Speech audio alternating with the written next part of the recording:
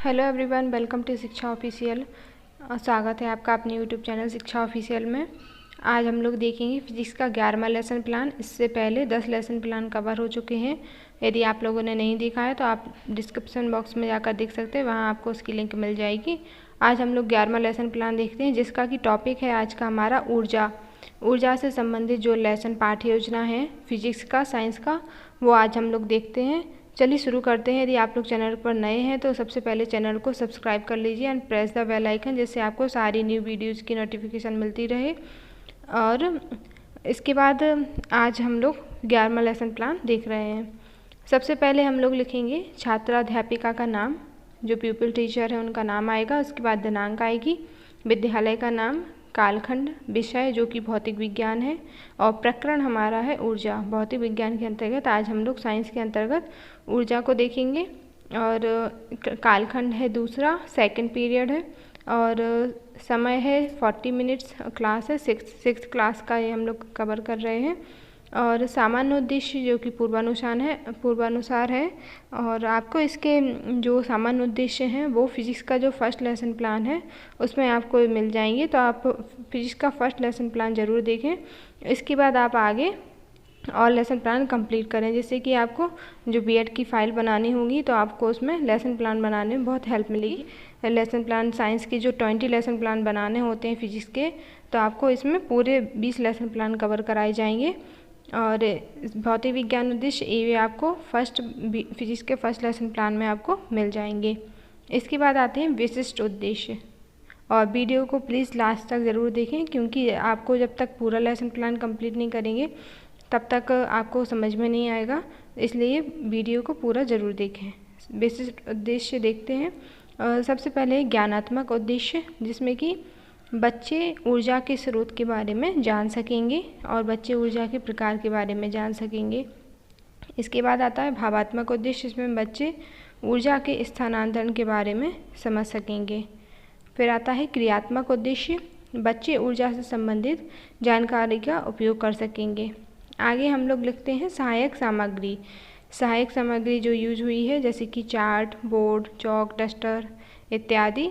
इसके बाद आता है पूर्व विज्ञान क्या, बच्चे भोजन के बारे में सामान्य जानकारी रखते हैं।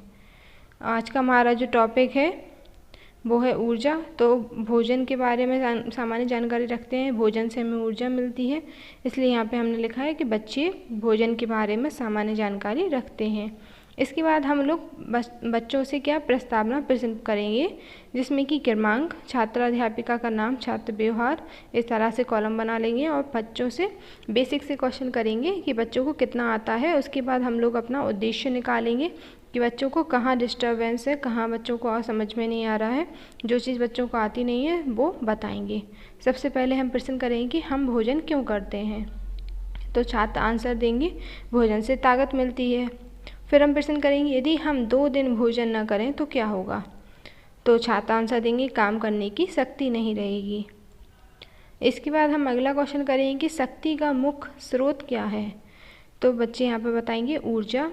फिर हम लोग क्वेश्चन करेंगे कि ऊर्जा कितने प्रकार की होती है, तो ये बच्चों को पता नहीं होगा, तो यहाँ पे बच्चे निरुत्तर हो जाएंगे, यह समस्यात्मक प्रश्न हो जाएगा।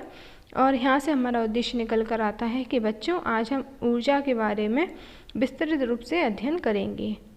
इसके बाद हम लोग प्रस्तुतिकरण हेडिंग डाल देंगे और इसमें कॉलम बनाएंगे शिक्षण बिंदु, छात्राध्यापिका क्रिया और छात्र क्रिया।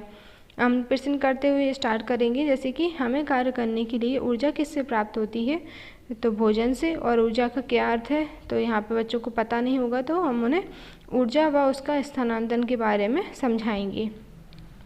बच्चों से कहेंगे बच्चों किसी वस्तु में कार्य करने की क्षमता को ऊर्जा कहते हैं, और ऊर्जा का मात्रक है कैलोरी। जब एक वस्तु की ऊर्जा दूसरे वस्तु में स्थानांतरित होती है तो उसे ऊर्जा का स्थानांतरण कहते हैं। यहाँ पे बच्चे ध्यानपूर्वक सुन रहे हैं और नोट कर रहे होंगे। और फिर हम इनका एग्जाम्पल देते हुए बताएंगे कि ऊंचाई से गिरते हुए जल में ऊर्जा है, क्योंकि उससे एक पहिए को घुमाया जा सकता है जिससे बिजली पैदा की जा सकती है। इसके बाद हम ऊर्जा के स्रोत बताएंगे, जैसे कि प्रकाशीय ऊर्जा जो हमें सूर्य से प्राप्त होती है, ऊष्मीय ऊर्जा भाप के इंजन से, और ध्वनि ऊर्जा तेज ध्वनि के कमरे की खिड़की से शीशों का हिलना। तो वो ध्वनि ऊर्जा कहलाती है। आगे ये हमारा श्यामपट्ट सारांश आ जाएगा। जो भी हम ऊर्जा के बारे में लिख रहे हैं तो उनका हेडिंग या मेन पॉइंट इसमें नोट करेंगे। ब्लैक बोर्ड पर जैसे दर्शाते हैं तो वैसे ही दर्शाने की कोशिश की है। इस तरह से आप भी श्यामपट्ट सारांश जरूर बनाएं, जिससे कि आपका पाठ्य योजना जो है, आपका जो पूरे लेसन प्लान है वो अच्छे लगे और इससे अच्छा लिखने की कोशिश करें। तो ऊर्जा डाल देंगे और जो भी हमने पढ़ाया है उसके बारे में यहाँ पे लिख लेंगे। आपको ये ब्लैक कलर का चार्ट बाज़ार में आराम से मिल जाएगा, तो आप वहाँ जाकर ले सकते हैं। इस तरह से हम इसको पूरा दर्शाया है। आगे हम कंटिन्यू रखेंगे।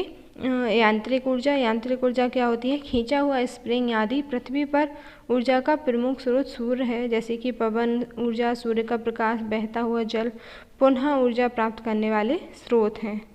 आगे हम प्रश्न करेंगे, किसी ऊर्जा को करने के लिए हमें किसकी आवश्यकता होती है? ऊर्जा की। किसी कार्य को करने के लिए हमें किसकी आवश्यकता होती है? ऊर्जा की। ऊर्जा के प्रकारों के बारे में बताइए। तो ऊर्जा के प्रकार बच्चों को पता नहीं होंगे, तो हम आगे ऊर्जा के प्रकार उन्हें बताएंगे। सबसे पहला है स्थितिज ऊर्जा। इसमें कि वस्तु की स्थिति के कारण उसमें कार्य करने की क्षमता होती है, जैसे कि खींचा हुआ एक स्प्रिंग। और फिर आता है गतिज ऊर्जा। गतिज ऊर्जा क्या होती है? कि वस्तु गति के कारण कार्य करने की क्षमता उसमें होती है। वस्तु में गति के कारण जो ऊर्जा हो रही है तो उसे गतिज ऊर्जा बोलेंगे, जैसे कि बंदूक से निकली हुई गोली। आगे सौर ऊर्जा। सौर ऊर्जा जो कि सूर्य से प्राप्त ऊर्जा सौर ऊर्जा कहलाती है। इसका एग्जाम्पल है प्रकाश। और फिर आता है विद्युत ऊर्जा, जिसमें कि विद्युत द्वारा, लाइट द्वारा जो ऊर्जा प्राप्त होती है उसे विद्युतीय ऊर्जा कहते हैं, जैसे कि बिजली के पंखे आदि। आगे प्रश्न करेंगे कि स्थितिज ऊर्जा का उदाहरण बताइए। तो बच्चे यहाँ पर एग्जाम्पल बताएंगे, खींचा हुआ स्प्रिंग। और विद्युत द्वारा प्राप्त ऊर्जा क्या कहलाती है? तो विद्युतीय ऊर्जा। यहाँ पे हमारा टॉपिक प्रस्तुतिकरण पूरा कंप्लीट हो जाता है। इसके बाद हम बच्चों से कोई क्वेश्चन पूछेंगे, कोई रिवीजन के लिए। तो पुनरावृत्ति प्रश्न यहाँ पे आएंगे। जो प्रश्न हम पहले कर चुके हैं वही फिर से पूछेंगे, जिससे कि बच्चों को जल्दी से जल्दी, इसमें क्या बच्चों से हम प्रश्न करेंगे तो उन्हें जल्दी से समझ में आएगा और रिवीजन उनका हो जाएगा और उन्हें याद करने की उनकी शक्ति बढ़ेगी। तो सबसे पहला क्वेश्चन है, जैसे कि ऊर्जा का स्थानांतरण क्या होता है? ऊष्मीय ऊर्जा का उदाहरण बताइए। पृथ्वी पर ऊर्जा का प्रमुख स्रोत क्या है और ऊर्जा का मात्रक क्या होता है? सौर ऊर्जा किसे कहते हैं? फिर उसके बाद हम उन्हें गृह कार्य देंगे। ऊर्जा के प्रकारों के बारे में विस्तार से बताइए। और दूसरा प्रश्न होगा कि ऊर्जा के प्रमुख स्रोतों की व्याख्या कीजिए। इसके बाद आता है हस्ताक्षर तालिका।